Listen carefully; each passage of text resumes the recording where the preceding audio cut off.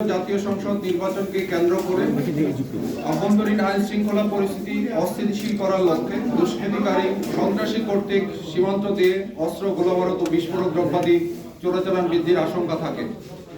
এ লক্ষ্যে আসন্ন ত্রয়োদশ জাতীয় সংসদ নির্বাচন উপলক্ষে অস্ত্র, গোলাবারুদ ও বিস্ফোরক দ্রব্যাদির চোরাচালানের সম্ভাবনা থাকায় বর্ডার গার্ড বাংলাদেশের সম্মানিত মহাপরিচালক মহোদয় চোরাচালান বন্ধে আমাদেরকে জোর নির্দেশনা প্রদান করেন।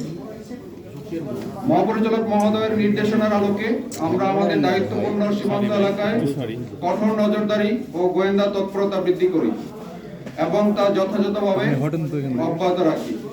যার পরিপ্রেক্ষিতে আমরা অবগত হয়েছিলাম অস্ত্রের কয়েকটি চালান আমাদের ব্যাটালিয়নের সীমান্ত এলাকা দিয়ে বাংলাদেশে প্রবেশ করার সম্ভাবনা রয়েছে।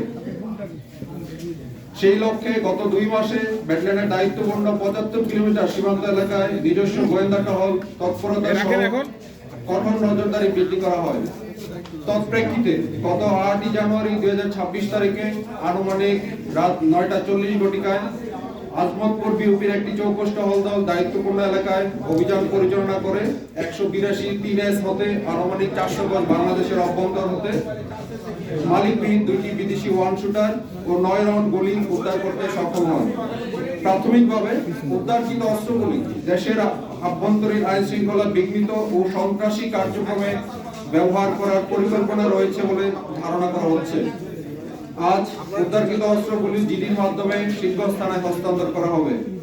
আপনাদের অবগতির জন্য জানাচ্ছি, মহানন্দা ব্যাটালিয়ন আমাদের দায়িত্বপূর্ণ এলাকায় গত 3 বছরে 15 জন আসামি সহ 33টি দেশি বিদেশি পিস্তল, 398 রাউন্ড গুলি, 41টি ম্যাগাজিন আটক করতে সক্ষম হয়েছে।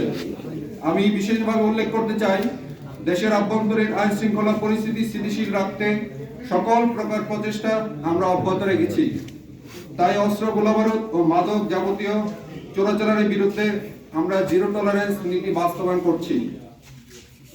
এই বাস্তবায়নের লক্ষ্যে সীমান্ত এলাকায় অপারেশনাল কার্যক্রম বৃদ্ধি করা সহ বিশেষ টহল পরিচালনা করা হচ্ছে, যা আমাদের মৌলিক দায়িত্ব এবং ভবিষ্যতেও চলমান থাকবে। ধন্যবাদ সবাই।